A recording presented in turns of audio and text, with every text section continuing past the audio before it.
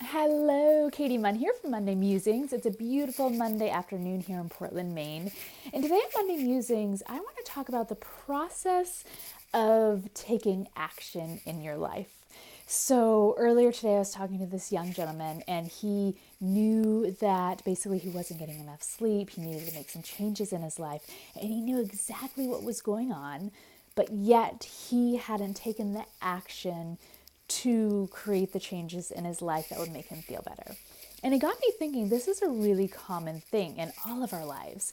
And we often go through many steps or many processes before we actually create a change in our life, right? So sometimes we think about it, sometimes we process it, sometimes we wonder what that would look like. But to actually take the step, to take the action, for whatever reason, can sometimes be a little hard.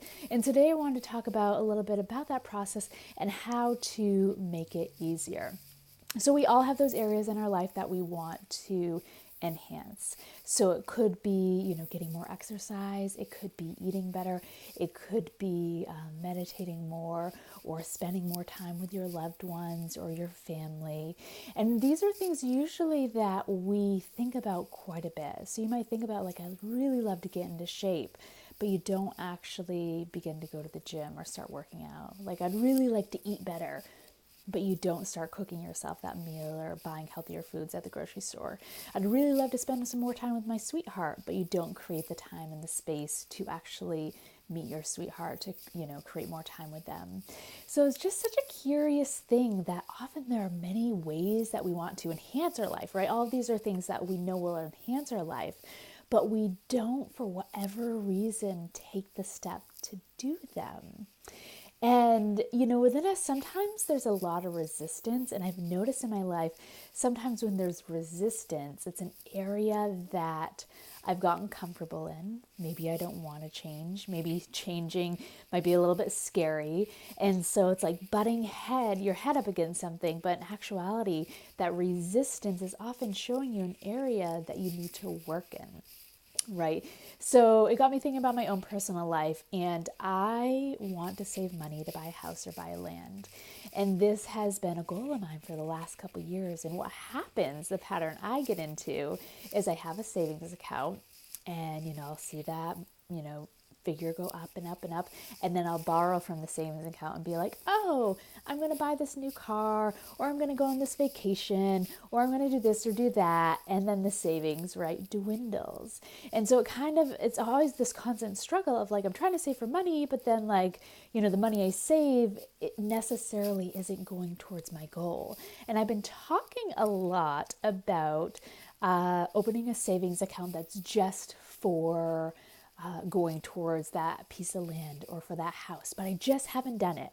And today I was talking to somebody and kind of reflecting on that human behavior, how sometimes we want something so bad and sometimes we have that intention, but we just don't follow through.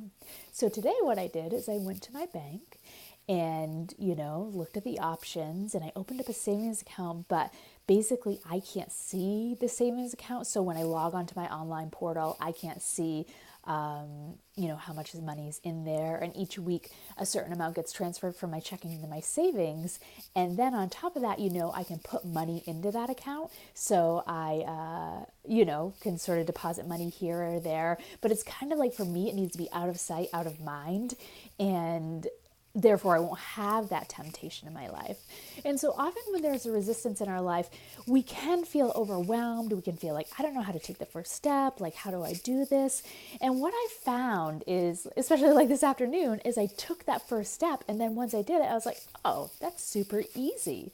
And in our life, when we're trying to create change, I think taking the first step is key, and it can feel awkward and it can feel funny and it can feel like there's resistance, but creating the time and the space and just trying it out is really essential to creating that shift in your life.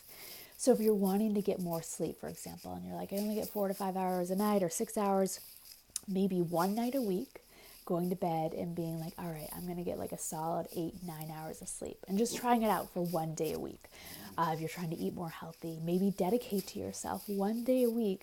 I'm going to eat really healthy. I'm going to buy healthy food. I'm going to cook it. One day a week, you want to really spend some quality time with your family. So dedicating that time, creating your schedule around your family and knowing I'm going to spend the entire day with my family and really be there and really be present. And I've noticed within myself and with people I've worked with in my clinical practice that usually this small little adjustment, just one day a week, you see that it's possible. So you go to the gym one day a week and then you're just like, oh, that wasn't bad. And then you go another day, right? So you start eating healthy and then you're just like, oh, this is easier than I thought it was. So often there's kind of fear and resistance and we might not just feel like we can do it. But once we do it, once we take that first step, we often feel really empowered and we're able to take the next step. So today on your Monday Musings, my challenge is for you, if there is any area in your life that you have been thinking about making a change or thinking about doing something and you found yourself sort of at this stalemate, maybe there's a little bit of resistance, if you will, try to somehow incorporate that change into your life. So whether it be one day a week, you start doing a healthier practice, whether it be like I did, I went to the bank, opened an account, put some money in it, and then, sort of have started on this journey of saving for my goal of a house or land, whatever it may be. We're in power or we're in control of our lives. And sometimes we forget that. I feel like sometimes we totally forget that, where we're the ones that's in control of our time, of our energy, of, what we put into our body, the exercises that we do to our body. And often, I would say if you're feeling really frazzled and you're just like, I don't have any time or I don't have energy or you feel like you're not in control of your life, then maybe that means there's time to make changes in your life. And maybe you actually are in control of your life. So you're letting other people, you're letting money, you're letting time, you're letting all of these things control yourself in your life. And you're not the one that is able to negotiate around yourself or your schedule. But you have the choice. Every day you have the choice of what you want to put in your body for food. You have the choice of going to bed at 10 o'clock or lying in bed for like an hour and watching TV or 2 hours and then kind of zoning out and not getting enough sleep. You have the choice whether you want to go outside and get some fresh air or whether you want to stay inside and be stagnant. You always have a choice. So this week, choose something that you've been wanting to do. Choose something that's healthy. Choose something that you know is going to lift you up and make you feel better. And just see how that resonates within yourself. So I hope you all have a beautiful Monday. It's sunny here in Portland, Maine, and it feels like springtime, April 2nd. I love you all so, so much, and I will see you next week. Bye.